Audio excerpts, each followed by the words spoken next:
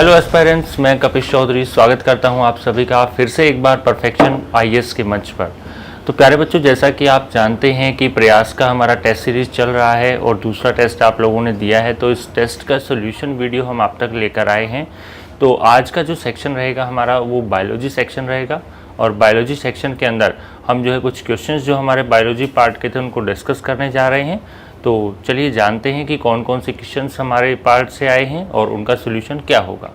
चलिए बच्चों, सबसे पहले अगर हम बात करें हमारे पहले क्वेश्चन की, जो प्रयास में बायोलॉजी का पहला क्वेश्चन था, ऑल ओवर अगर हम बात करें तो आपका क्वेश्चन नंबर 93 आता है। क्वेश्चन में क्या आपसे पूछा गया था? सिंपल सा क्वेश्चन है बिल्कुल ही, मनुष्य की जीभ का मिठास के प्रति संवेदनशील क्षेत्र है, कौन सा होगा?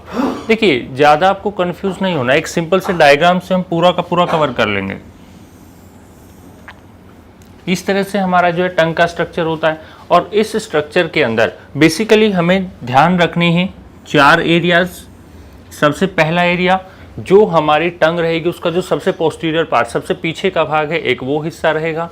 एक हमें ध्यान रखना है जो सबसे आगे का भाग है, टिप पॉइंट रहेगा, और ये भाग हमें याद रखना है।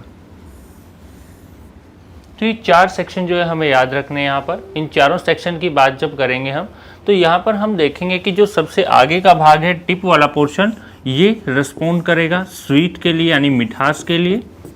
जो सबसे पीछे का जो पोस्टीरियर मोस्ट पार्ट रहेगा वो रिस्पॉन्स करेगा बिटरनेस के लिए। कड़वाहट जो हमें महसूस होगी वो जीभ के सबसे पीछे के हिस्से से प्राप्त होती है। उसके बाद जो लास्ट हमारे जो 2 ये सेक्शन बचे हैं, जो पार्श्व भाग हैं, इन पार्श्व भाग में से इस तरह से डिवीजन इनका रहता है कि एक अपर सेक्शन रहता है, एक लोअर सेक्शन रहता है। तो जो हमारा ऑप्शन दिया गया है कि जो ये पूर्व मध्य है, प्री मिडल भाग, तो ये प्री मिडल भाग नहीं है, ये हमारा एक्चुअली कहा गया है कि जो जीभ का नीचे का हिस्सा रहेगा, पार्श्व तरफ का और नीचे का जो हिस्सा है वो रिस्पॉन्ड करेगा किसके लिए? सॉल्टी यानी कि नमकीन के लिए, और जो ऊपर का हिस्सा है दोनों तरफ का, ये रिस्पॉन्ड करेगा किसके लिए? सोर यानी कि खट्टे के लिए। तो बच्चों, हमारा जो क्वेश्चन है वो यहाँ पर सोल्व हो जाता है और हम सीधे सीधे एक ही बात कह देते हैं, जीभ पर मिठास के प्रति संवेदनशील भाग अगर पूछा जाए तो कौन रहेगा? सामने का भाग, फ्रंटल पार्ट रहेगा। तो ये हमारा क्वेश्चन नंबर पहला जो 93 नंबर क्वेश्चन था टेस्ट में ओवरऑल, ये हमारा क्लियर हो गया। आई होप सबको समझ आया होगा। आगे बढ़ते हैं।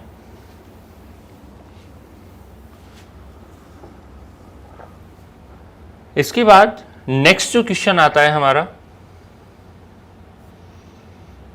ये आ गया। क्वेश्चन में हमसे पूछा गया है कि स्फिग्नोमेनोमीटर का प्रयोग निम्न में से किसको मापने के लिए किया जाता है? तो बच्चों, इसमें ज़्यादा फिर से वही कन्फ्यूजन वाली बात नहीं करनी है हमें, सिंपल सा आंसर इसका रहेगा। देखिए, समझते हैं कैसे। देखिए, अगर बात करें पहले ऑप्शन की, तो हमें बोला शर्करा स्तर यानी कि ग्लूकोज लेवल को जब हम मापते हैं, तो ग्लूकोज लेवल को मापने के लिए सीधा सा हमारे पास आंसर क्या होता है? ग्लूकोमीटर होता है। तो ये तो नहीं होगा क्योंकि यहाँ स्फिग्नोमेनोमीटर है।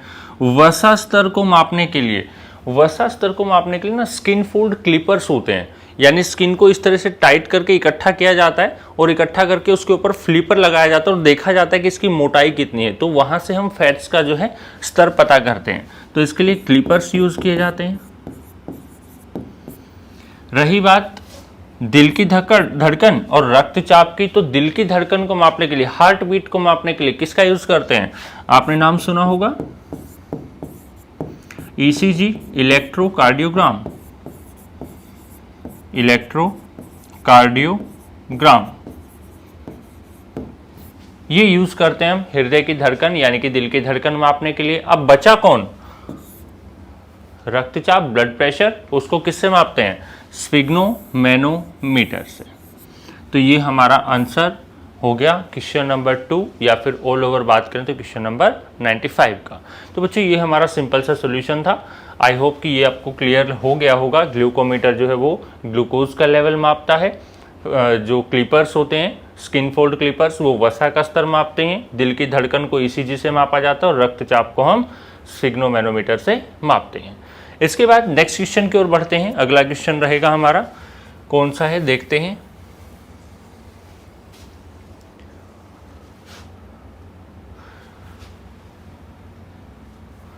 ये आपका आ गया फिजिक्स का, ये रहा क्वेश्चन, थोड़ा सा अटपटा है, ध्यान से समझिएगा।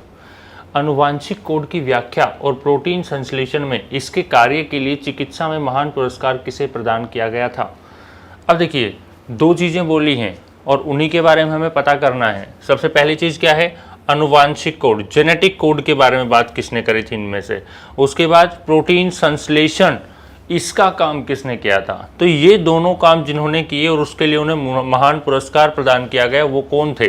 तो देखिए, सबसे पहले बात करें अगर मैडम क्यूरी की, तो बच्चों मैडम क्यूरी जो थी, उन्होंने आपने सुना होगा एक नाभिकीय, जो हम न्यूक्लियर फिजिक्स पढ़ते हैं, नाभिकीय भौतिक विज्ञान जो पढ़ते हैं, उसके अंदर एक रेडियम आता है, इस रेडियम की खोज करी थी।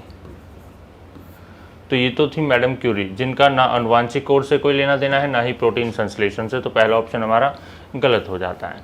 उसके बाद हम बात करते हैं रॉबर्ट आर टेलर और विलियम मार्शल की। रॉबर्ट आर टेलर, अगर रॉबर्ट आर टेलर की बात की जाए तो रॉबर्ट आर टेलर कौन थे। रॉबर्ट आर टेलर एक पहले ऐसे थे जो मुस्चाटे यूनिवर्सिटी अमेरिका के अंदर एक पढ़ती है, जहाँ पर MIT जिसको कहा जाता है, वहाँ पर पहले काले व्यक्ति थे जिन्होंने गोरों के बीच में एडमिशन लिया था। तो इसका तो कोई लॉजिक ही नहीं बनता है, क्योंकि कोई इनका साइंटिफिक वो है ही नहीं। उसके बाद आता है विलियम मार्शल। ये कौन थे, विलियम मार्शल, इनका भी यहाँ पर कोई लेना देना नहीं है, क्योंकि ये जो है हॉलीवुड से थोड़ा सा रिलेटेड हैं, वहाँ से ये जो है इनको हम बात करें अगर को रिलेट किया जाता है, क्योंकि इनका इतिहास काफ़ी पुराना है।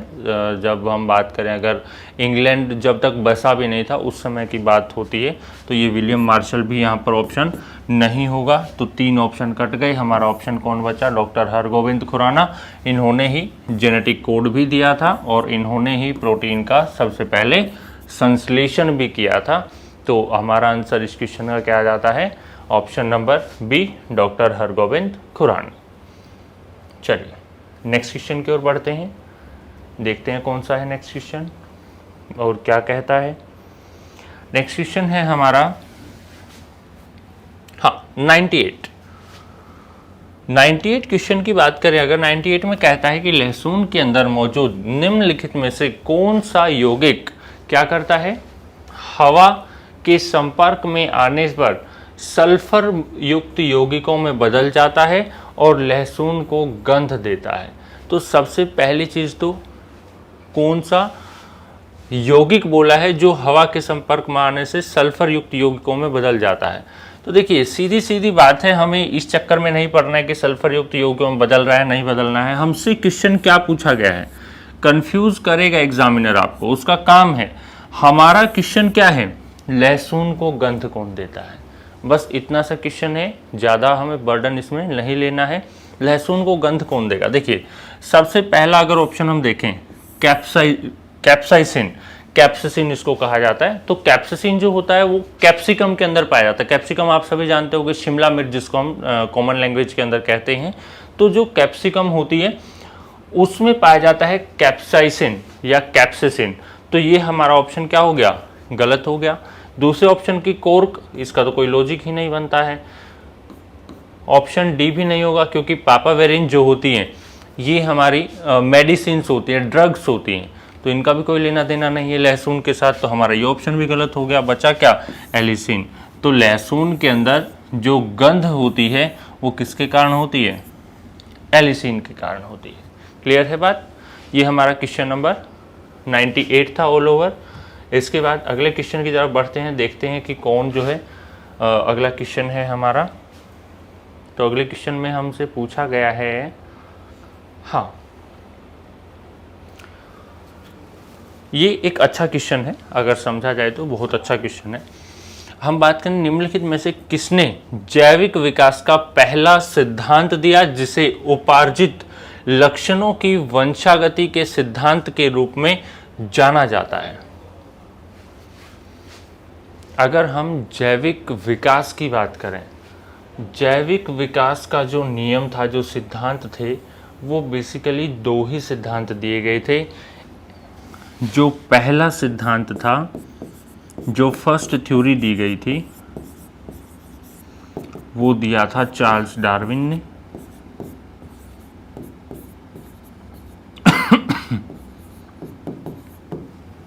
उसके बाद जो सेकंड थ्योरी दी थी, वो किसने दी थी आपकी? वो दी थी लेमार्क ने। अब बात आती है कि ह्यूगो डी वरीज कौन है, जॉर्ज रोमन्स कौन है। तो ह्यूगो डी वरीज जो थे, इन्होंने एक चीज और बताई थी। इन्होंने बताया था उत्परिवर्तनवाद का सिद्धांत।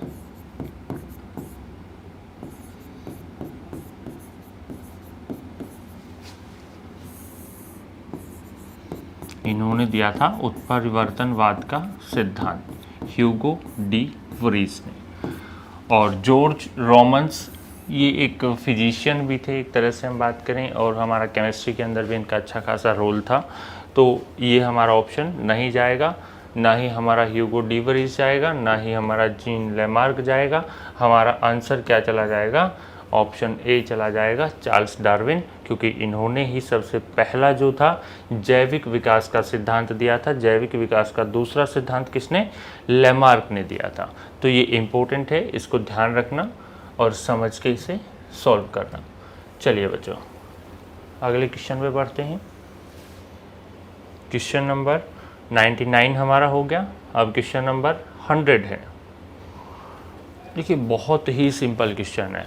बहुत सारे स्टूडेंट्स को प्रॉब्लम होती है कि सर हम कैसे आइडेंटिफाई करें कि कौन सा ट्रू फ्रूट होगा, कौन सा फॉल्स फ्रूट होगा, कौन सा सत्य फल है, कौन सा असत्य फल है। तो इसमें ज़्यादा हमें कुछ नहीं याद रखना है, ना ही हमें कुछ रटने की ज़रूरत है।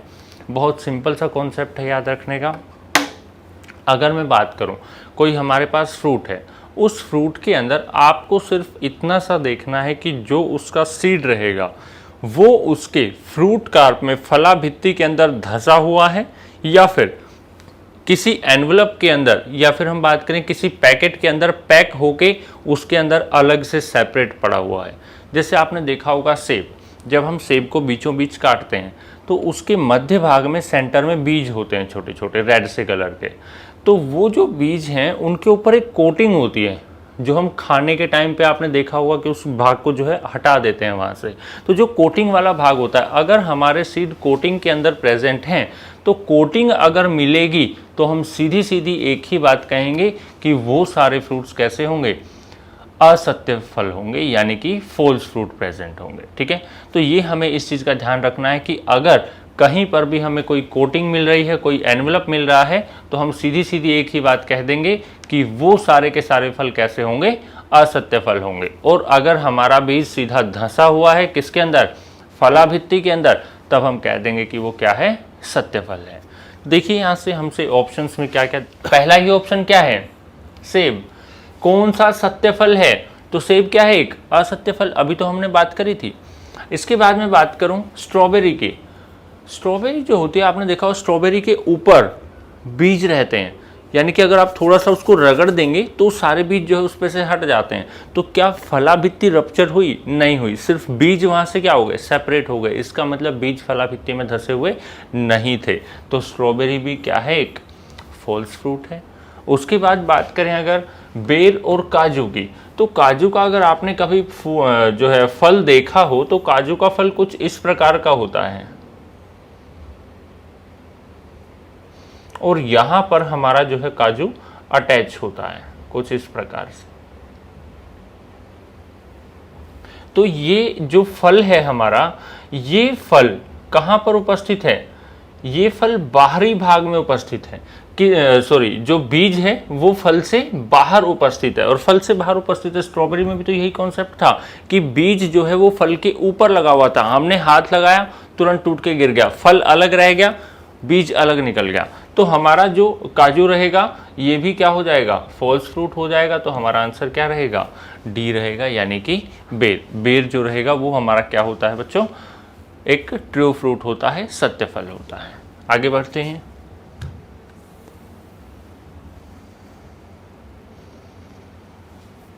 अगला क्वेश्चन क्या है? ये अच्छा क्वेश्चन है भाई। इसमें सबसे पहले तो आपको पता होना चाहिए कि इनकी पीएच वैल्यू होती कितनी है, पीएच मान कितना कितना होता है। हमसे पूछा गया निम्नलिखित को पीएच मान के बढ़ते क्रम में व्यवस्थित करें। बढ़ते क्रम में यानी कि सबसे पहले कम वाला, फिर उससे ज़्यादा वाला, फिर उससे ज़्यादा वाला और फिर सबसे ज़्यादा वाला, क्योंकि 4 ऑप्शन दिए हुए हैं। तो पहले तो एक बार इनके देख लेते हैं कि पीएच मान होते क्या क्या हैं। अगर हम बात करें इनमें सबसे कम पीएच की, तो वो होता है सिरके का। कितना होता है? ये होता है 2 to 3, 2 से 3 के मध्य, लगभग 2.5 2.6 इसका माना जाता है। इसके बाद नंबर 2 पर आता है हमारा ब्लैक कॉफ़ी। इसका जो पीएच मान रहता है ये रहता है लगभग 5 से 5.5 के बीच।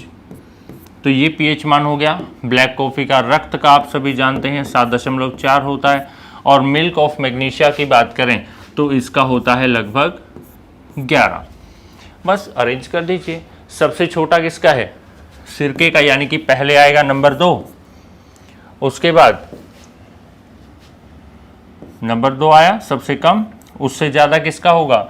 ब्लैक कॉफ़ी का, तो 2 के बाद 1, उसके बाद किसका है? नंबर 3 यानी कि रक्त का, और फिर कौन है? नंबर 4 पर मिल्क ऑफ मैग्नीशिया। तो ऑप्शन क्या होना चाहिए? 2 1 3 4। तो देख लीजिए 2 1 3 4, ये तो पहला ही ऑप्शन मिल गया। दूसरे तीसरे चौथे पे तो जाने की जरूरत ही नहीं पड़ी। तो हमारा आंसर क्या हो गया? ऑप्शन ए हो गया। तो ये सिंपल सा हमारा क्वेश्चन नंबर 101 था। अगले क्वेश्चन पे आते हैं बच्चों। अगला क्वेश्चन क्या कहता है? अगला क्वेश्चन कहता है माँ का दूध नवजात शिशु को लगभग संपूर्ण आहार प्रदान करता है। बिल्कुल सही बात है, लेकिन इसमें निम्नलिखित का अभाव होता है। अच्छा, इसमें से कौन नहीं पाया जाता है? बहुत आसान है, एक ही चीज़ याद रखनी है। सबसे पहले हम बात करें अगर जिंक, मैग्नीशियम और कैल्शियम, ये तीनों चीज़ें प्रेजेंट होती हैं एक हम बात करें तो दूध पिलाने वाली माँ के दूध में, ठीक है। कौन नहीं होगा? आयरन नहीं होगा। कौन नहीं होगा? आयरन नहीं होगा। तो हमारा आंसर क्या हो जाएगा? ए हो जाएगा। तो हम कह देते हैं कि माँ का दूध जो होता है, जो संपूर्ण आहार बच्चे को प्रदान करता है, उसमें निम्नलिखित में से आयरन का अभाव होता है, उसमें आयरन नहीं पाया जाता है। तो ये हमारा होगा आंसर 102 का। इसके बाद अगला क्वेश्चन, वैसे बहुत आसान क्वेश्चन आए हुए थे इस वाले प्रयास में। अगला क्वेश्चन, यकृत में ऊर्जा किस रूप में संग्रहित? अरे भैया, इतना आसान क्वेश्चन, सबसे आसान क्वेश्चन है। सीधी सी बात है, हमसे पूछा गया कि ऊर्जा किस रूप में संचित होती है, संग्रहित होती है। तो ध्यान रखना, जब हम एनिमल्स की बात करते हैं और प्लांट्स की बात करते हैं, तो दोनों के अंदर जो कार्बोहाइड्रेट्स होते हैं, ऑब्वियस सी बात है कि हमें ऊर्जा की बात हो रही तो कार्बोहाइड्रेट की बात कर रहा है, वसा की तो कर नहीं रहा है।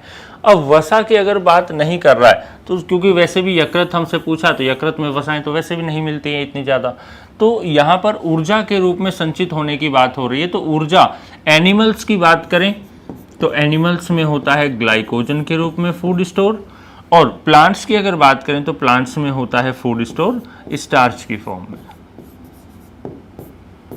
तो ये ध्यान रखना है। तो इसमें हमारा आंसर क्या चला गया? सी चला गया बस, क्योंकि ये दो तो वैसे ही नहीं हो सकते। प्रोटीन और विटामिन से तो ऊर्जा मिलती ही नहीं है। वसा जो होती है वो स्किन के नीचे डिपॉजिट होती हैं, बहुत कम लीवर में डिपॉजिट होती हैं।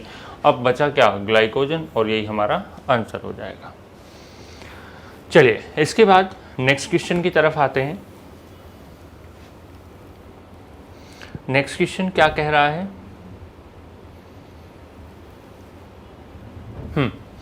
अगला क्वेश्चन है हमारा, प्रकाश संश्लेषण के दौरान हरे पौधे अवशोषित नहीं करते हैं। लो भैया, इससे आसान तो मेरे हिसाब से क्वेश्चन नहीं मिल सकते। कैसे? हमने बोला प्रकाश संश्लेषण और अवशोषित नहीं करते। नहीं करने का मतलब क्या? सीधी सी बात है, किस किस की सहायता होती है प्रकाश संश्लेषण में? कार्बन डाइऑक्साइड की होती है जरूरत, वाटर की होती है, और उत्प्रेरक के रूप में कौन? सनलाइट होती है, और साथ ही साथ क्लोरोफिल होता है। और फाइनल प्रोडक्ट क्या मिल जाता है, C6H12O6 प्लस ऑक्सीजन मिल जाती है और साथ ही साथ कुछ अमाउंट में हमारे पास वाटर भी मिल जाता है। तो देखिए इसमें क्या क्या बोला हुआ है, किसका अवशोषण नहीं होगा। भाई सीधी बात है, जो इस एरो से इधर वाला भाग है इनमें इन सब का हो रहा है अवशोषण। तो कौन है इनमें जिसका अवशोषण नहीं हो रहा, कार्बन डाइऑक्साइड यहां पर है, अवशोषण हो रहा है, तो ये नहीं होगी। दूसरे में वाटर है, यहां पर ये वाटर दिया हुआ है, इसका भी अवशोषण हो रहा है, लेकिन हमसे पूछा क्या, अवशोषित नहीं होता। तीसरा है सूर्य का प्रकाश, ये भी हमारा इस एरो से पहले आ गया, तो ये भी आंसर नहीं होगा। बचा कौन, ऑक्सीजन। ऑब्वियसली बात है, ऑक्सीजन आगे आ रही है एरो के, तो हमारा आंसर क्या चला जाएगा, ऑक्सीजन चला जाएगा। बिल्कुल सिंपल सा आंसर है। चलिए अगले क्वेश्चन की ओर बढ़ेंगे।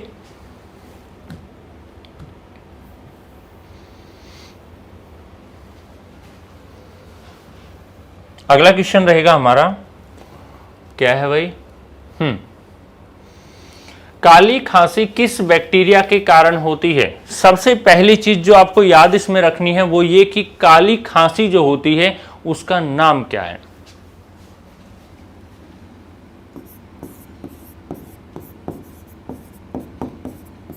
इसका नाम होता है पर्टोसिस।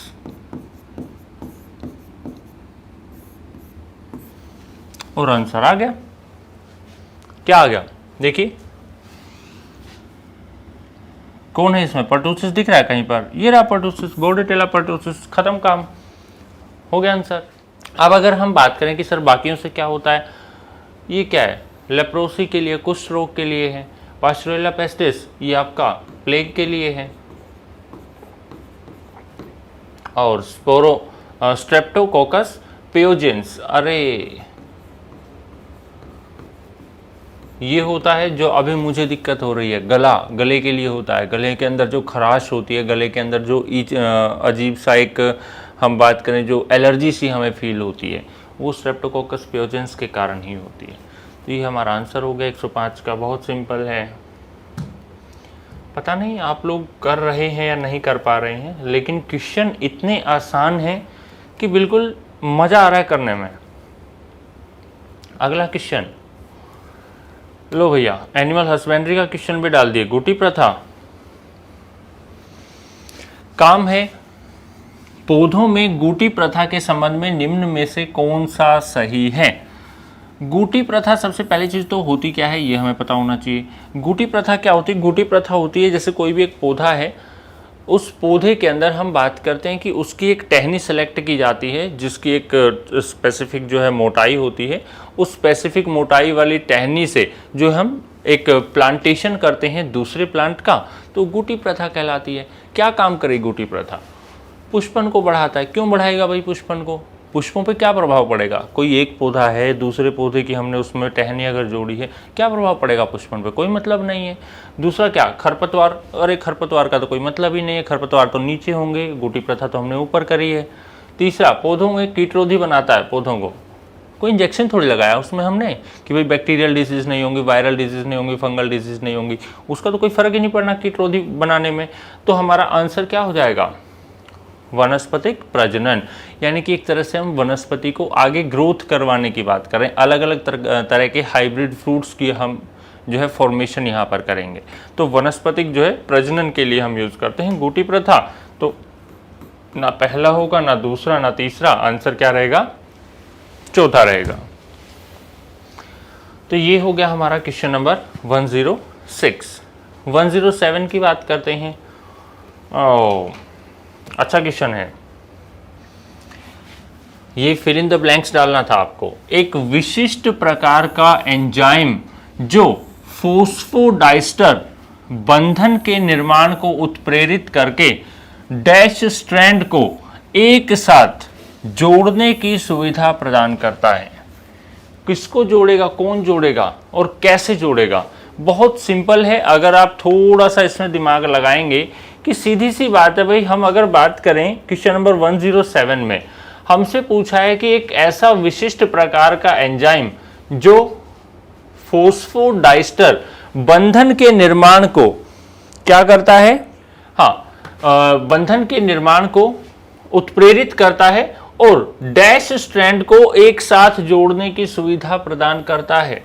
देखिए सबसे पहले एक एक ऑप्शन को लेके चलते हैं।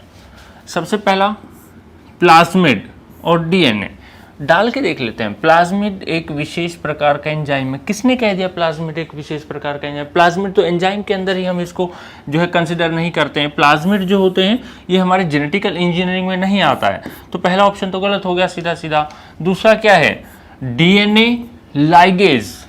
भाई सूट तो कर रहा है, डीएनए लाइगेज एक विशेष प्रकार का एंजाइम है, काम भी सही बात है, जो फॉस्फोडाइस्टर बंधन के निर्माण को उत्प्रेरित करके किसका? आरएनए स्ट्रैंड का एक साथ अरे नहीं, आरएनए स्ट्रैंड को हम कैसे जोड़ेंगे? आरएनए में तो सिंगल स्ट्रैंड है, हमारे पास जोड़ने की जरूरत ही नहीं है, तो हमारा ये ऑप्शन भी क्या हो गया? गलत हो गया। तीसरे ऑप्शन पे बात करें, लो जाइगोट और आरएनए। जाइगोट कोई एंजाइम होता है? किसने कह दिया? जाइगोट युग्मनज होता है भाई, तो ये आंसर भी क्या है? नहीं होगा। बचा कौन? सी, यानी कि डीएनए लाइगेज जो होता है वो ऐसा एंजाइम है जो डीएनए के स्ट्रैंड्स को आपस में जोड़ने की सुविधा प्रदान करता है। दो स्ट्रैंड्स होंगे, वो अलग अलग होंगे, एक साथ जुड़ेंगे और इनकी कोइलिंग हो जाएगी, यानी कि डबल स्ट्रैंडेड डीएनए जो डबल हेलिक्स मॉडल दिया था वॉटसन और क्रिक ने, उसके अंदर क्या किया था कि दो स्ट्रैंड्स होते हैं वो आपस में जुड़े हुए रहते हैं। तो ये है हमारा क्वेश्चन, बहुत सिंपल सा है, सरल सा। चलिए आगे बढ़ते हैं, देखते हैं अगले क्वेश्चन को। Question number 108। 108 क्या कहता है? 108 कहता है कि एस्पिरिन के संबंध में निम्नलिखित में से कौन सा कथन सही नहीं है? देखिए इस चीज का आप विशेष ध्यान रखिए, कोई भी जो आप क्वेश्चन सॉल्व करते हो तो उस क्वेश्चन को तरीके से आप पढ़िए, क्योंकि ये देखिए यहाँ पर ये जो वर्ड दिया हुआ है, आप में से बहुत सारे स्टूडेंट्स तो ऐसे होंगे जिन्होंने ये नहीं शब्द ही नहीं पढ़ा होगा, यानी सीधा इसको क्या बोल दिया, कौन सा कथन सही है, क्योंकि आगे हमने देखा ही नहीं, ये हम जल्दबाजी कर लेते हैं। तो ऐसा नहीं करना है, आपको ध्यान रखना है इन चीज़ों का कि एस्पिरिन के संबंध में निम्नलिखित में से कौन सा सही नहीं है। तो सबसे पहला, यह न्यूरोलॉजिकल रूप से सक्रिय दवा है। होती है एस्पिरिन, बिल्कुल होता है। आपने डिस्प्रिन का नाम सुना होगा, यानी कि आपने देखा होगा कि कई बार क्या हो जाता है, जैसे हल्का सर दर्द हो जाता है, हम डिस्प्रिन दे देते हैं, आराम हो जाता है। तो डिस्प्रिन क्या है? न्यूरोलॉजिकल है, न्यूरॉन्स को शांत करने का काम कर रही है। दूसरा क्या है? रक्त का थक्का जमने से रोकता है। बिल्कुल सही, रक्त का थक्का नहीं जमने देती है डिस्प्रिन, इसमें भी कोई दिक्कत नहीं है। एस्पिरिन जो होता है वो ब्लड को फ्लो करवा के रखता है, थक्का नहीं जमने देता है, तो ये भी हमारा गलत हो गया।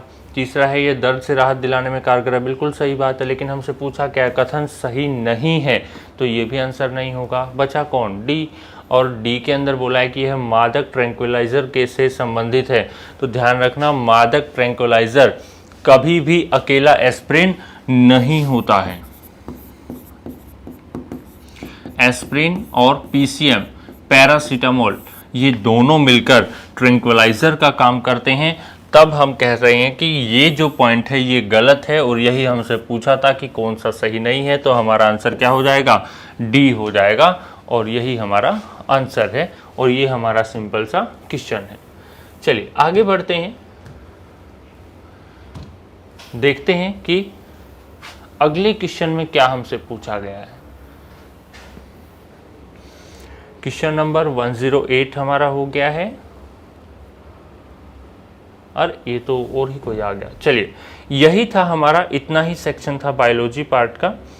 तो बच्चों आई होप कि आप सभी को क्वेश्चन जो है वो समझ आ गए होंगे, आपको पता चल गया होगा कि कौन सा क्वेश्चन का जो आंसर है वो कौन सा करेक्ट है, और बाकी जो 3 ऑप्शन हैं वो क्यों करेक्ट नहीं है।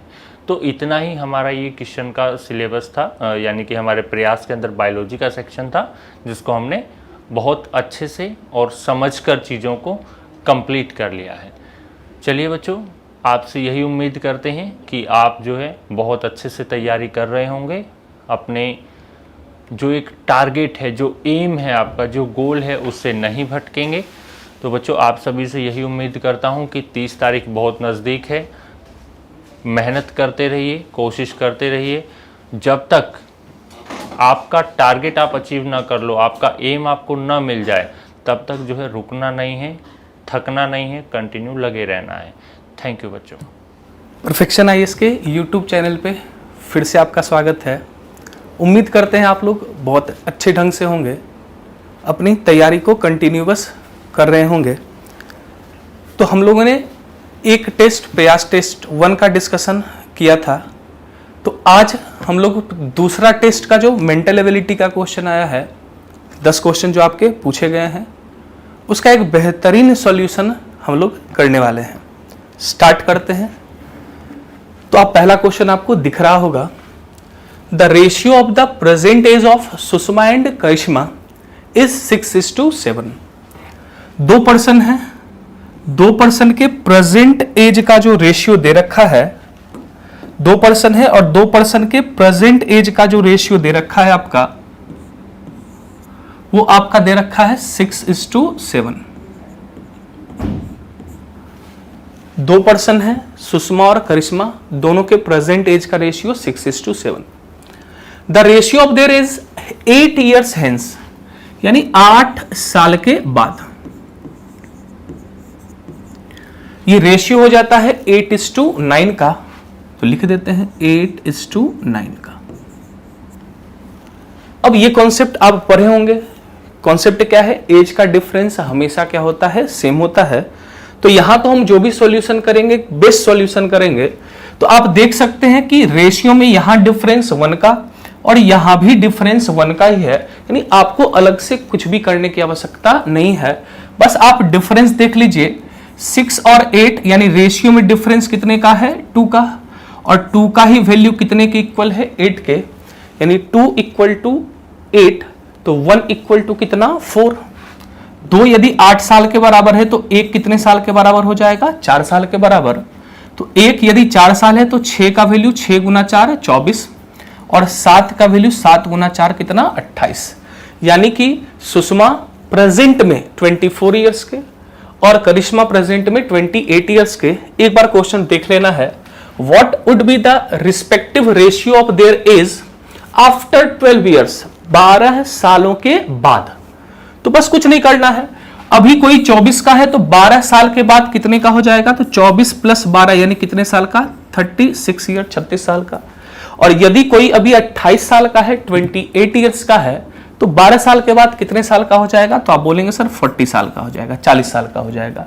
इसी का आपसे रेशियो पूछा है, तो कुछ नहीं होगा, आपका आंसर 9:, कितना हो जाएगा? 10। और ऑप्शन सी आपका सही आंसर इसका है। इसके और भी तरीके हैं, लेकिन एक बेस्ट सॉल्यूशन हम देने की कोशिश करेंगे, और ये आपका सॉल्यूशन इस तरीके का होगा। नेक्स्ट चलते हैं।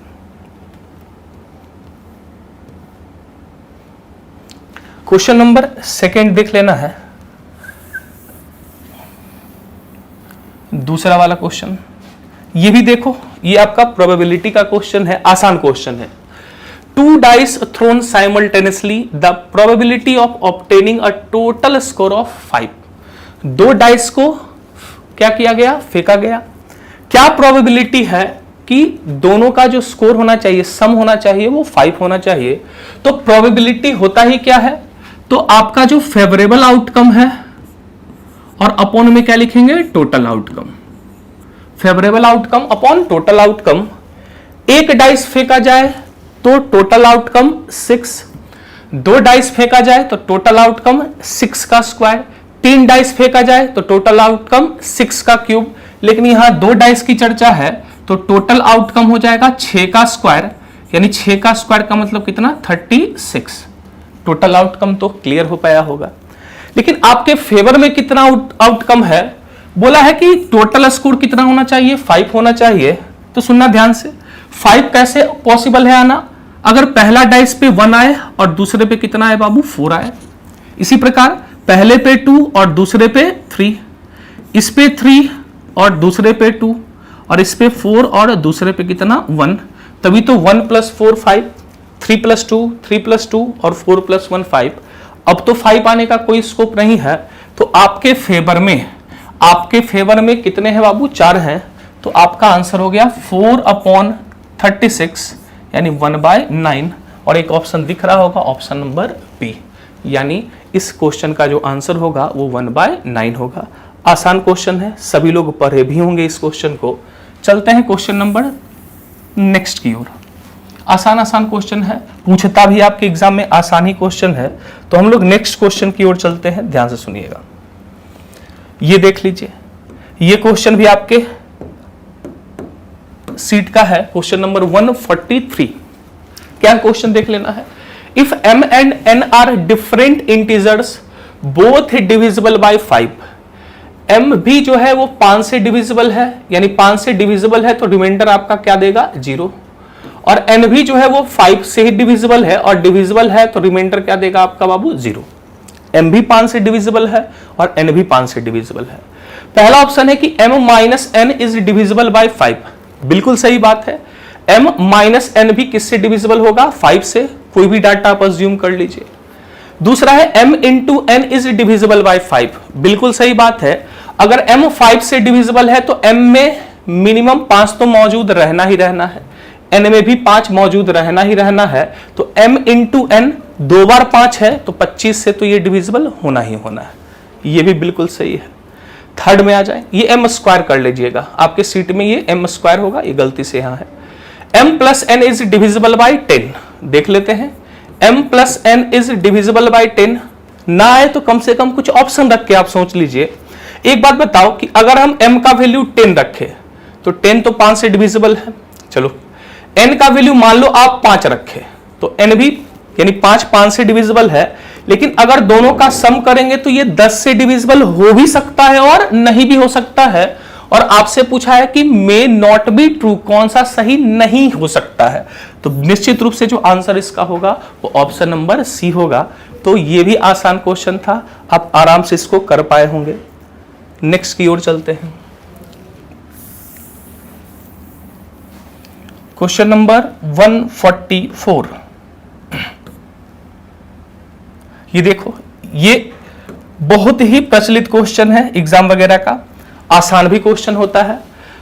If the length of a rectangle is increased by 25%, length जो है वो 25% से इंक्रीज हुआ, जबकि विड्थ जो है वो डिक्रीज किया है कितने से 20% से। एरिया में चेंज पूछा है। एक बहुत ही फेमस आपका फॉर्मूला बनता है x प्लस वाई, सक्सेसिव का formula, plus x into y upon 100। अगर इंक्रीज हो रहा है तो पॉजिटिव साइन रखिए और डिक्रीज हो रहा है तो निगेटिव साइन रखिए, इंपॉर्टेंट है। तो इंक्रीज किया है लेंथ 25% से, यानी x का वैल्यू तो आपका आ गया 25, लेकिन दूसरा जो है वो 20% से क्या किया है डिक्रीज, तो कुछ नहीं, डिक्रीज है तो आप साइन क्या रखना निगेटिव रखना, और प्लस इंटू माइनस क्या हो जाएगा माइनस 25 इंटू 20 और अपॉन में कितना 100।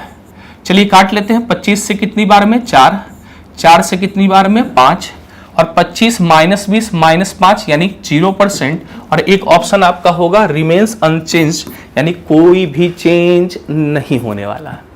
आसान है, ये फार्मूला सबको पता भी रहता है, ढेर सारा क्वेश्चन इस फार्मूला के से आप बनाते हैं। नेक्स्ट चलते हैं, 144 तक हम लोग आ चुके हैं। चलते हैं 144 के बाद नेक्स्ट क्वेश्चन की ओर, 145।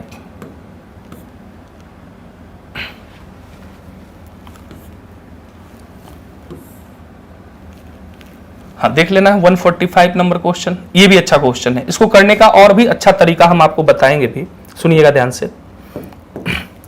बोला आपसे क्या है क्वेश्चन में, a man row to a place 48 kilometre distance and back in 14 hours, यानी ये 48 किलोमीटर गया भी है और 48 किलोमीटर वापस आया भी है। तो 48 किलोमीटर गया, मान लो ये स्पीड जो जाने का था वो x प्लस कितना था बाबू y था, और आया भी है, तो 48 जब आएगा तो ये किस स्पीड से आएगा x माइनस वाई के स्पीड से, और टोटल टाइम इसको लगा है 14 आवर्स, 14 घंटे का टाइम लगा है। एक लाइन आपको और हिंट किया है, find that he can run 4 kilometre with the stream in the same time as 3 kilometre against the stream. सीधे यहां से हम स्पीड का रेशियो लिख पाएंगे कि देखो, अगर स्ट्रीम के साथ 4 किलोमीटर जाने में जो टाइम लगता है वो अगेंस्ट में 3 किलोमीटर जाने में उतना ही समय लगता है, तो अगर हम बात करें x प्लस वाई और x माइनस वाई की, ये स्पीड का रेशियो लिख रहे हैं, तो 4 कितना बाबू 3। 4 किलोमीटर जाने में जितना टाइम लगता है उतना ही टाइम 3 किलोमीटर जाने में लगता है। तो हम यहां से सीधे x प्लस वाई और x माइनस वाई का रेशियो लिख पाए हैं। सुनिएगा ध्यान से। अब हमें अगर एक बात बताइएगा कि अगर हमें x और y का रेशियो लिखना होगा तो देखना ध्यान से कि x और y का रेशियो आप डायरेक्ट कैसे लिख पाएंगे। तो x लिखना हो पहले दोनों को ऐड कर दो, 4 और 3 कितना 7, और y लिखना है तो दोनों को माइनस कर दे, 4 में से 3 माइनस हुआ तो 1, यानी x और y का रेशियो कितना होगा 7:1 का।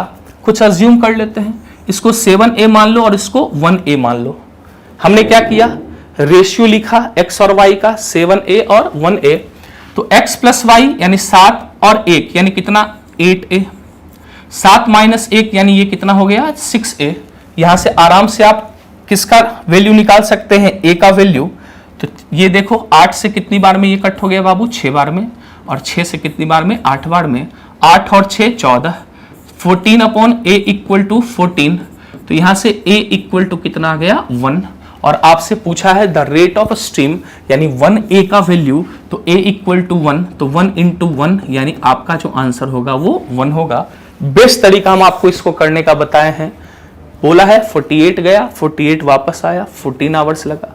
x प्लस वाई में और x माइनस वाई का रेशियो 4:3, x और y का रेशियो 7:1। कुछ अज्यूम कर लिए 7a और a। उम्मीद है अच्छे से आप इसको समझ पाए होंगे। नेक्स्ट क्वेश्चन की ओर चलते हैं, देखते हैं ये वाला क्वेश्चन आपका है।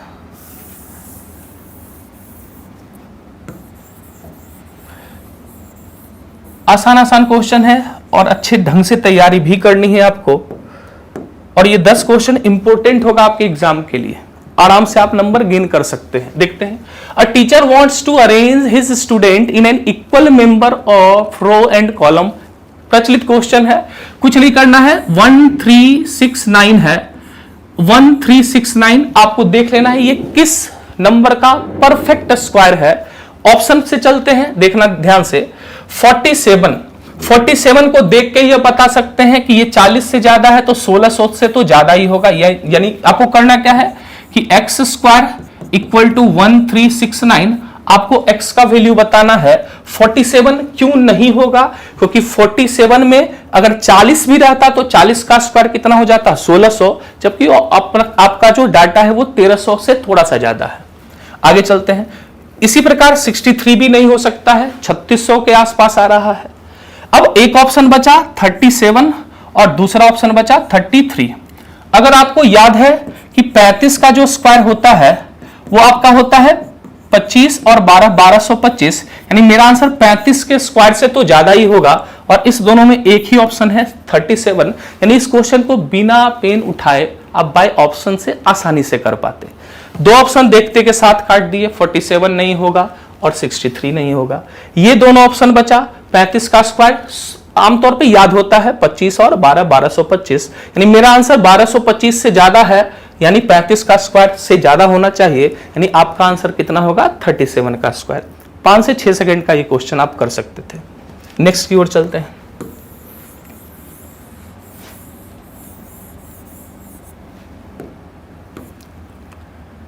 चलते हैं 147 की ओर। देख लीजिए 147, ये क्वेश्चन बहुत बार हम इस क्वेश्चन को करवाते भी हैं। How many even 3 digit number, 3 digit का नंबर तो बनाना है। फॉर्मूला वगैरह का बिल्कुल भी मत यूज करिएगा, सीधे सीधे इसको हम लोग बॉक्स से सॉल्व कर लेते हैं। 3 डिजिट का नंबर बनाना है, लेकिन नंबर कैसा होना चाहिए, इवन होना चाहिए और रिपीटेशन अलाउड नहीं है। और आपके पास डिजिट कौन कौन से हैं, 1 है, 2 है, 5 है, 6 है और 9 है। एक बात बताओ कि डिजिट यदि इवन होगा तो इसका यूनिट डिजिट भी इवन होगा, तभी पॉसिबल है कि डिजिट हमारा क्या हो, नंबर हमारा क्या हो, इवन हो। तो यूनिट प्लेस पे जब भी होगा तो कोई ना कोई इवन डिजिट होगा। तो आपके पास इवन डिजिट कितने हैं, 2 और 6। तो इस प्लेस पे रखने के लिए आपके पास कितने ऑप्शन मौजूद हैं, 2 ऑप्शन मौजूद हैं। ऑप्शन की बात बोल रहे हैं, 2 ऑप्शन मौजूद हैं। अब 5 डिजिट में एक डिजिट आप फिक्स कर लिए, तो इस प्लेस पे पुट करने के लिए आपके पास कितने ऑप्शन है, 4। उसी प्रकार 5 में से 2 डिजिट यदि फिक्स हो गया तो इस प्लेस पे पुट करने के लिए ऑप्शन कितने हैं आपके पास? 3 ऑप्शन है। कुछ मत करें, तीनों का मल्टीप्लाई कर दें तो आपका आंसर कितना आ जाएगा? 24। बेस्ट तरीका इसको करने का, फॉर्मूला वगैरह भी है, लेकिन सबसे आसान तरीका जो है वही हम यहां पे आपको डिस्कस कर रहे हैं। नेक्स्ट क्वेश्चन की ओर चलते हैं। 47 तक कर चुके हैं, 2-3 क्वेश्चन और बचा है। 48, ये तो सब लोग बनाए होंगे। एक चीज इसमें ध्यान रखने वाला पार्ट क्या है, बोला क्वेश्चन क्या है? 6 bells rings together at an interval of 2, 4, 6, 8, 10 और 12 second in 30 minutes. How many times do they ring together? क्या करते थे हम? सबका क्या लेते थे? एलसीएम। तो 2, 4, 6, 8, 10 और 12 का एलसीएम आपका कितना आ जाएगा? 120। यानी 120 सेकेंड पे ये सारे बेल एक साथ क्या करेंगे? रिंग करेंगे। बोला है 30 मिनट्स में ये कितनी बार साथ में रिंग करेंगे? तो 120 सेकेंड है और 30 मिनट में पूछा है, तो मिनट को आप सेकेंड में बदलने के लिए कितने से मल्टीप्लाई कर लेंगे? 60 से। तो ये काट लेंगे आपका 2 और 15।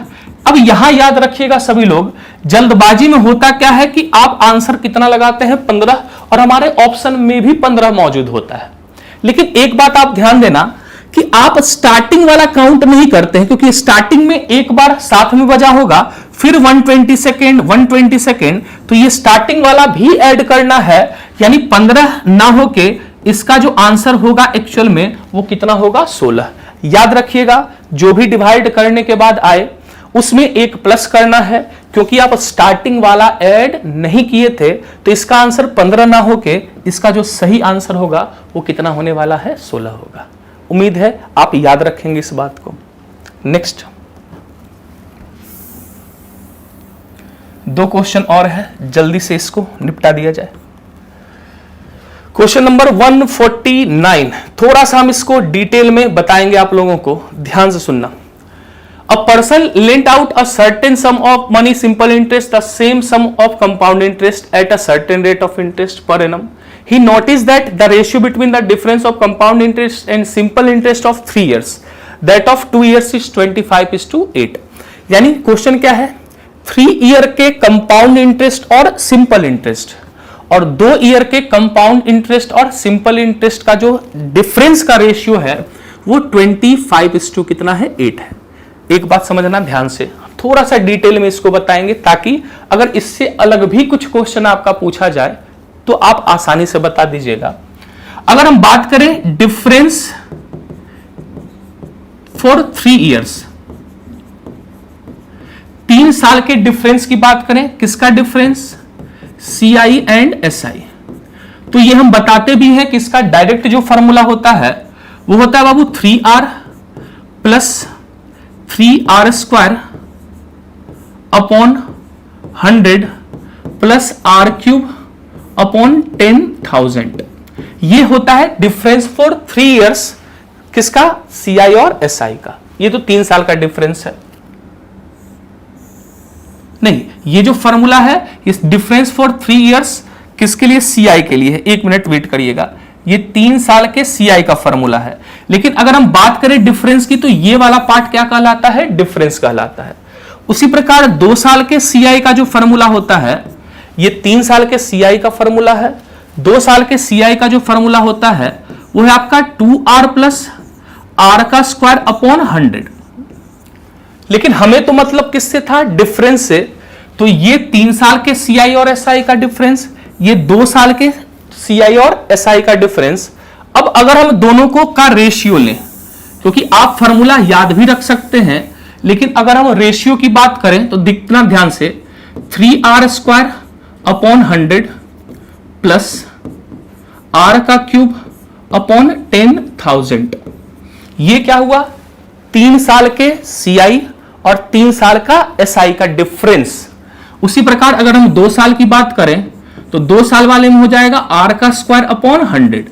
इसको जब आप सिंप्लीफाई करोगे तो देखो 100, 100 और 100 काट सकते हैं, R² से R² कट गया और यहां R बचा, यानी फाइनली देखिए क्या बचा आपका? 3 प्लस R अपॉन 100। इसको आप लिख सकते थे 300 प्लस R और अपॉन में कितना? 100। लेकिन आपको बस इतना ही बात दिमाग में रखना है, ये तो हम आपको प्रूव करके ला दिए हैं।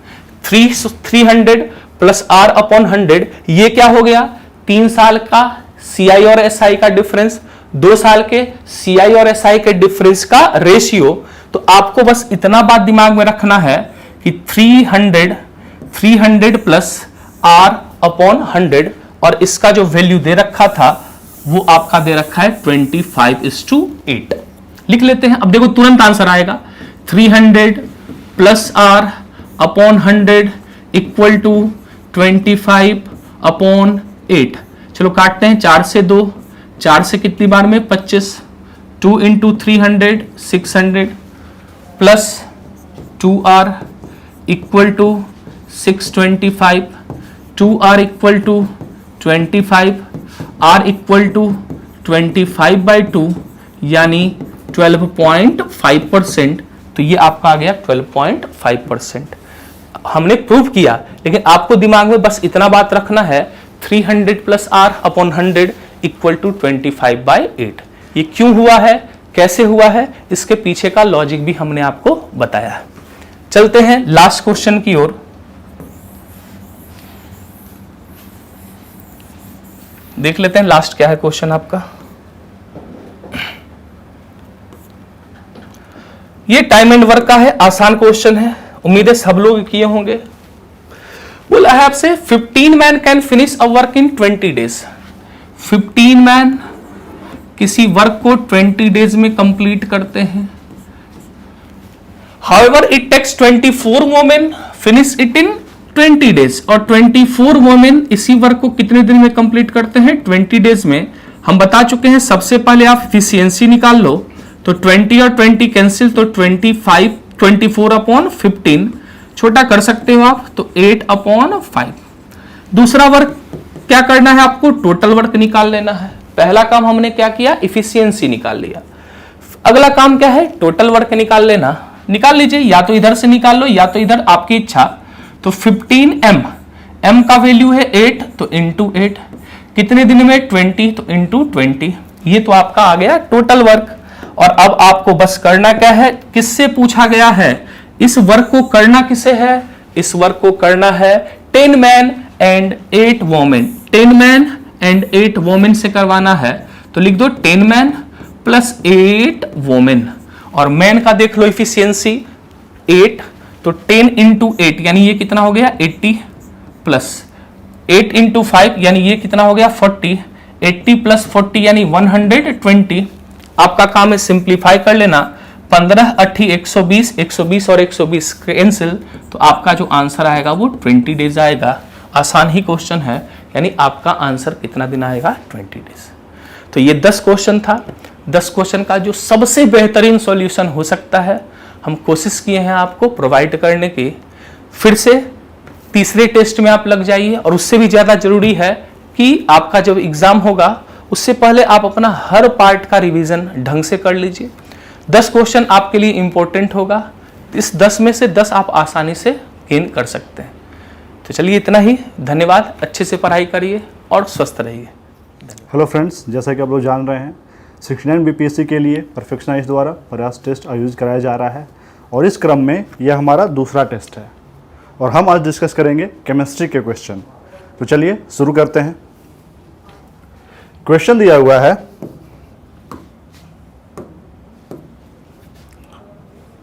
एक मिनट,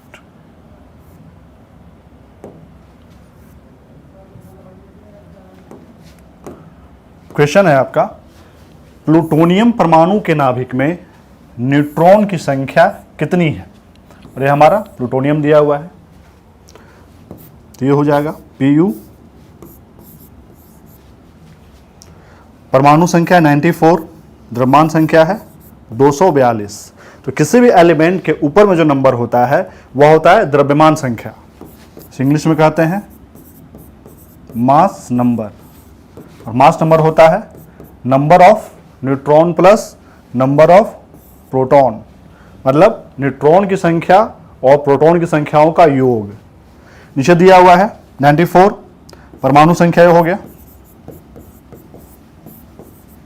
तो जो परमाणु संख्या होता है वह प्रोटॉन की संख्या के बराबर होता है P, ये हो जाएगा 94, और ये हमें दिया हुआ है 242। तो क्वेश्चन में पूछा जा रहा है न्यूट्रॉन की संख्या कितनी होगी, तो बस इसको माइनस कर देना है। 242 माइनस 94 माइनस 94, ये हो जाएगा 148। इसलिए इस प्रश्न में न्यूट्रॉन की संख्या हो जाएगा 148। इसका आंसर हो जाएगा बी। ठीक है, चलिए आगे बढ़ते हैं।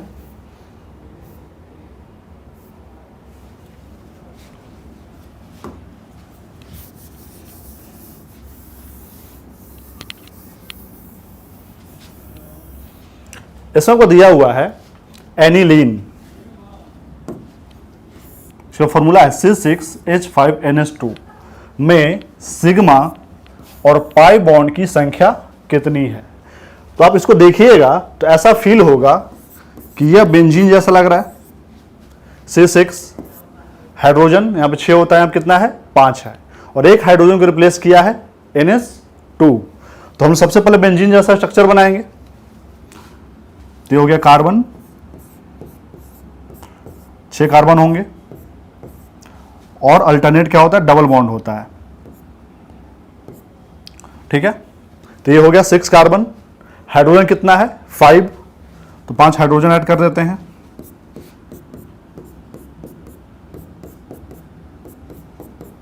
और एक है NH2, तो यहां पर हम NH2 ऐड कर देंगे।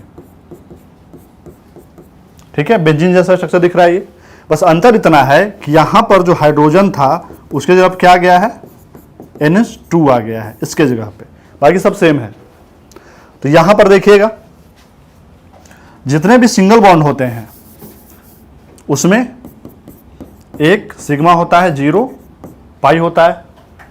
डबल बॉन्ड होते हैं उसमें एक सिग्मा और एक पाई बॉन्ड होता है, और जो भी सिग्मा पाई बॉन्ड होते हैं हमेशा वो कोवैलेंट बॉन्ड में होते हैं, सहसंयोजी बंध में होते हैं। जब काउंट कर लेते हैं, सबसे पहले सिंगल बॉन्ड को देखेंगे। ये वाला सिंगल बॉन्ड है, तो ये हो गया 1 2 3 4 5 6 7 8 9 10 11। अब डबल बॉन्ड में आएंगे तो डबल बॉन्ड में एक सिग्मा होगा, तो 11 हो गया था वहां तक। एक सिग्मा 12, एक सिग्मा 13 और एक सिग्मा 14। तो टोटल सिग्मा कितना हो जाएगा, सिग्मा की संख्या हो गया 14। और डबल बॉन्ड में एक पाई बॉन्ड होता है, तो यहां पे हो जाएगा पाई 1 2 3, तो पाई की संख्या हो जाएगा 3। तो आपका आंसर हो गया ए। एनिलीन में सिग्मा और पाई बॉन्ड की संख्या कितना हो गया, 14 और 13। ठीक है, 14 कोई ऑप्शन में है भी नहीं, तो आपका ए आंसर हो जाएगा। ठीक है, चलिए आगे बढ़ते हैं।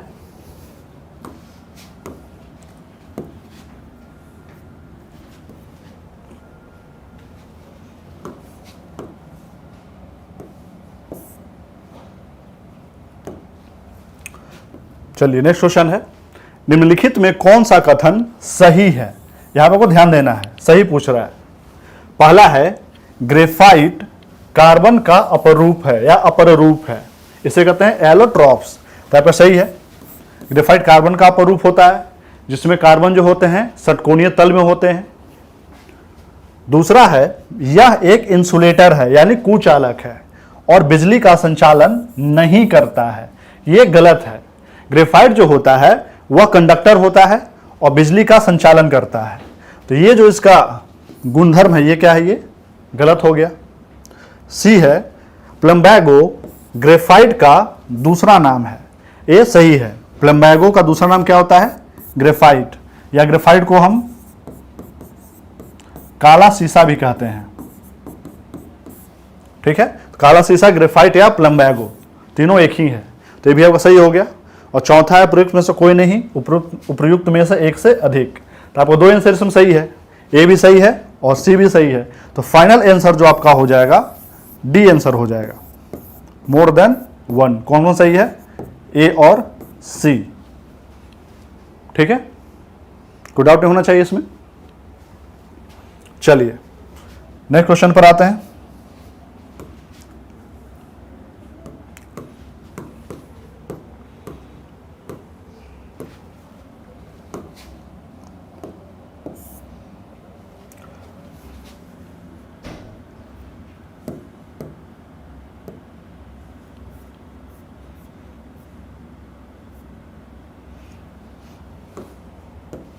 चलिए नेक्स्ट क्वेश्चन है, निम्नलिखित को पीएच मान के बढ़ते क्रम में व्यवस्थित करें। बढ़ते क्रम मतलब सबसे पहले वैल्यू कम होगा, उसके बाद वैल्यू बढ़ते जाएगा। तो पहला दिया हुआ है ब्लैक कॉफी। ब्लैक कॉफी का जो पीएच मान होता है वो अप्रॉक्स 5 होता है। ठीक है, सिरका का वैल्यू अप्रॉक्स 2 होता है, कहीं कहीं आपको 2.2 भी दिया रहता है। ठीक है, ब्लड का होता है 7.5 और मिल्क ऑफ मैग्नीशिया क्या होता है 10। ठीक है, तो देख लीजिए यहां पर सबसे कम बढ़ते क्रम में है, तो सबसे पहले सबसे जिसका पीएच मान कम होगा उसको लिखेंगे। तो पहले हो जाएगा 2, उसके बाद हो जाएगा ब्लैक कॉफी तो 1, उसके बाद हो जाएगा रक्त ब्लड, उसके बाद 3rd और लास्ट में है 4th। तो ये ऑप्शन कौन सा मैच कर रहा है? तो ये ऑप्शन मैच करेगा फर्स्ट ए। इसमें आप देख सकते हैं, अगर आपको मिल्क ऑफ मैग्नीशिया का पता है कि 10 होता है, मिल्क ऑफ मैग्नीशिया होता है magnesium hydroxide MgOH whole twice. ठीक है, तो मिल्क ऑफ मैग्नीशिया का अगर आपको पता है कि 10 होता है तो यानी कि सबसे ज्यादा इसका हो जाएगा। ठीक है, सबसे ज्यादा फोर्स का होगा, तो सबसे ज्यादा फोर्स एक ही ऑप्शन में है, बाकी में तो नहीं है। तो आपको ये भी पता होता तो आप डायरेक्ट आंसर टिक कर सकते थे। तो आपका आंसर हो जाएगा ए। ठीक है, आगे देखते हैं।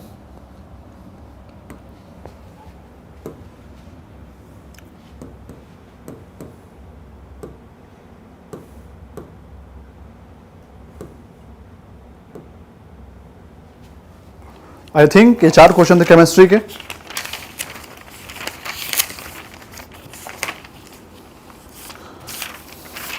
तो चलिए ये केमिस्ट्री का क्वेश्चन आपको डिस्कस मैंने कर दिया, आई होप आपको समझ में आया होगा। Thank you. Good morning to all of you. आज हम प्रयास टेस्ट सीरीज के दूसरे टेस्ट के साइंस सेक्शन के क्वेश्चन के संदर्भ में बात करेंगे। चलिए आइए देखते हैं क्वेश्चन। साइंस सेक्शन में फिजिक्स सेक्शन के हम फर्स्ट क्वेश्चन को देखते हैं। फर्स्ट क्वेश्चन कहता है कि रुपेश एक संवेदनशील तराजू पर खड़ा है या संवेदनशील संतुलन पर खड़ा है। यदि रुपेश सांस छोड़ेगा तो संतुलन की रीडिंग क्या होगा? देखिए, जब भी हम सांस लेते हैं तो प्रेशर बढ़ता है, सांस छोड़ते हैं तो प्रेशर घटता है, और प्रेशर के बढ़ने घटने से संवेदनशील तराजू का संतुलन भी बढ़ेगा घटेगा। उसी अनुसार ऑप्शन नंबर ए इसका राइट आंसर होगा कि संतुलन रीडिंग घटेगा। सेकंड क्वेश्चन,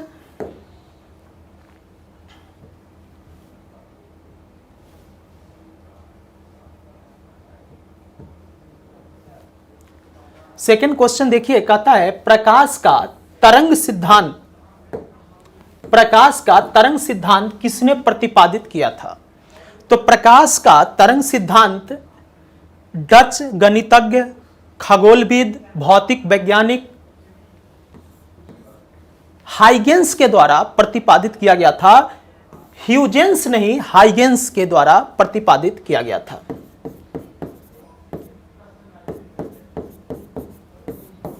हाइगेंस के द्वारा प्रतिपादित किया गया था। नेक्स्ट क्वेश्चन को हम देखते हैं। नेक्स्ट क्वेश्चन देखिए, नेक्स्ट क्वेश्चन कहता है कि निम्न में से कौन सा कथन सही नहीं है? सबसे फर्स्ट, पूर्ण घर्षण रहित सतह पर खड़ा एक व्यक्ति सीटी बजाकर खुद को आगे बढ़ा सकता है। बिल्कुल सही बात है। दूसरा कहता है किसी भी गतिशील वस्तु का संवेग उसके द्रव्यमान और वेग के कारण होता है। बिल्कुल सही बात है, संवेग जो है द्रव्यमान और वेग के गुणनफल होता है। तीसरी बात, किसी भी वस्तु का संवेग तब भी बदल सकता है जब कोई बाहरी बल न लगाया जाए। यह गलत है।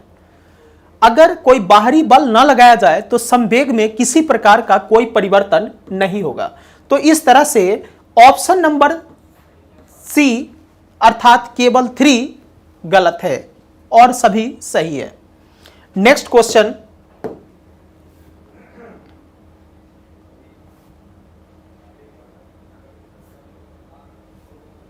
नेक्स्ट क्वेश्चन की हम बात करते हैं। नेक्स्ट क्वेश्चन में बात करता है कि यदि पृथ्वी और चंद्रमा के बीच की दूरी वर्तमान दूरी की डैश होती तो पृथ्वी द्वारा चंद्रमा पर लगाया गया गुरुत्व बल डैश होगा। यहां पे आपके ध्यान में होना चाहिए F बराबर G m1 m2 बटा आर स्क्वायर। अगर हम बात करेंगे लगाए गए बल की तो लगाया गया बल दोनों के द्रव्यमान के गुणनफल के समानुपाती, जबकि बीच की दूरी के वर्ग का व्युत्क्रमानुपाती होता है। यहां पे देखिएगा तो देखिए ऑप्शन नंबर डी कहता है 2 गुना और 1/4। अगर हम पृथ्वी के द्रव्यमान को कैपिटल एम और चंद्रमा के द्रव्यमान को स्मॉल एम मान ले तो F बराबर capital G capital M small m बटा आर स्क्वायर। और अगर हम इन दोनों के बीच की दूरी को r मान रहे हैं तो अब दूरी को अगर हम 2 गुना कर दे तो 2r का स्क्वायर, अर्थात क्या हो जाएगा F बराबर G m1 m2 G m बटा 4r स्क्वायर। अब यहां से देखिएगा जो चंद्रमा और पृथ्वी के मध्य लगने वाला गुरुत्वाकर्षण बल है, ग्रेविटेशनल फोर्स है, वह ग्रेविटेशनल फोर्स पहले वाले बल का 1/4 हो गया, 1/4 हो गया। अर्थात इसका अर्थ है कि अगर हम बीच की दूरी को 2 गुना कर दें तो इनके मध्य लगने वाला गुरुत्वाकर्षण बल है वह 1/4 हो जाएगा, 1/4 हो जाएगा। नेक्स्ट क्वेश्चन,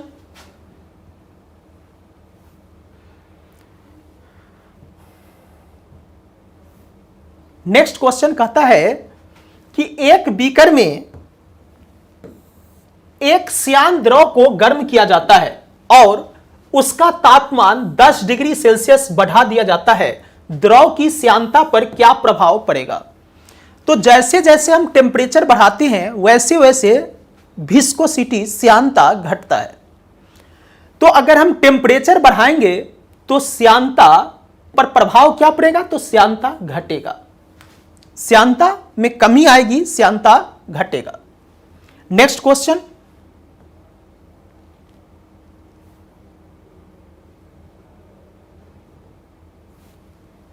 नेक्स्ट क्वेश्चन देखिए 87 नंबर क्वेश्चन कहता है निम्नलिखित में से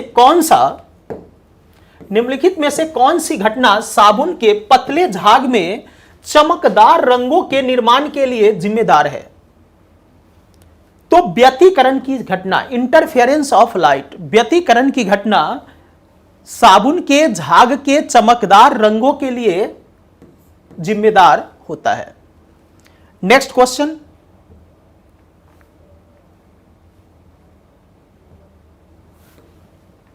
नेक्स्ट क्वेश्चन देखिए कहता है 88 नंबर क्वेश्चन कि डेजर्ट कूलर में शीतलन प्रभाव पानी के डैश के कारण उत्पन्न होता है। गर्म और शुष्क दिनों में यह अधिक ठंडा होता है क्योंकि गर्म दिनों में डैश तापमान वाष्पीकरण की दर को डैश। तो देखिए डेजर्ट कूलर शीतलन प्रभाव पानी के वाष्पन के कारण होता है, तो सबसे फर्स्ट वाष्पन। दूसरा, गर्म और शुष्क दिनों में यह अधिक ठंडा होता है क्योंकि गर्म दिनों में वाष्पीकरण की दर जो होती है वह उच्च होती है। तीनों में डैश उच्चतर तापमान वाष्पीकरण की दर को उच्च कर देता है, बढ़ाता है। तो ऑप्शन नंबर बी इसका सही आंसर हो जाएगा। वाष्पीकरण फर्स्ट में, सेकंड में उच्चतर और थर्ड में बढ़ाता है। नेक्स्ट,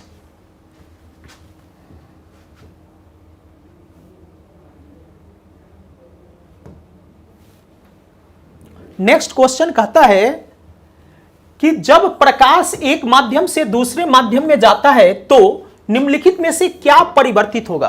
तो जब प्रकाश एक माध्यम से दूसरे माध्यम में जाता है तो उसका वेग परिवर्तित होगा, तरंग दैर्घ्य परिवर्तित होगा, लेकिन रंग तथा आवृत्ति, रंग प्लस आवृत्ति में परिवर्तन नहीं होगा।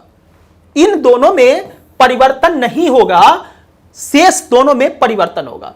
तो इस प्रकार हमारा आंसर हो जाएगा उपरोक्त में से कोई नहीं है, उपरोक्त में से एक से अधिक, अर्थात डी नंबर ऑप्शन।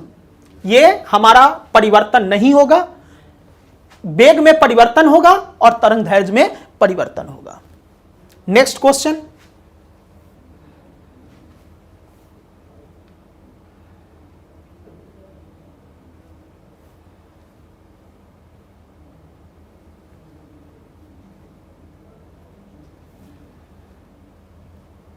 देखिए नेक्स्ट क्वेश्चन कहता है रेनॉल्ड संख्या जड़त्व बल और किसका अनुपात होता है। तो रेनॉल्ड संख्या जड़त्व बल और श्यान बल का अनुपात होता है। यह जो होता है, यह रेनॉल्ड संख्या जो होता है वह जड़त्व बल और श्यान बल का अनुपात होता है, रेशियो होता है। नेक्स्ट,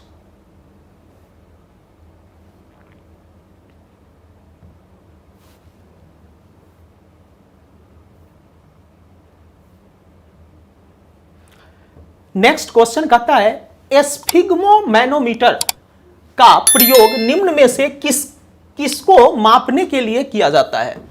इसका आंसर हो जाएगा रक्तचाप। ब्लड प्रेशर को मापने के लिए हम स्फिग्मोमैनोमीटर का प्रयोग करते हैं। नेक्स्ट,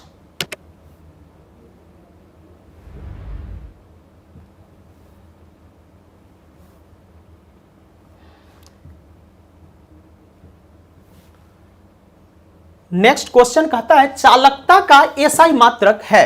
तो चालकता का एसआई मात्रक महो होता है। इस प्रकार से आपका फिजिक्स सेक्शन का सारा क्वेश्चन समाप्त हुआ।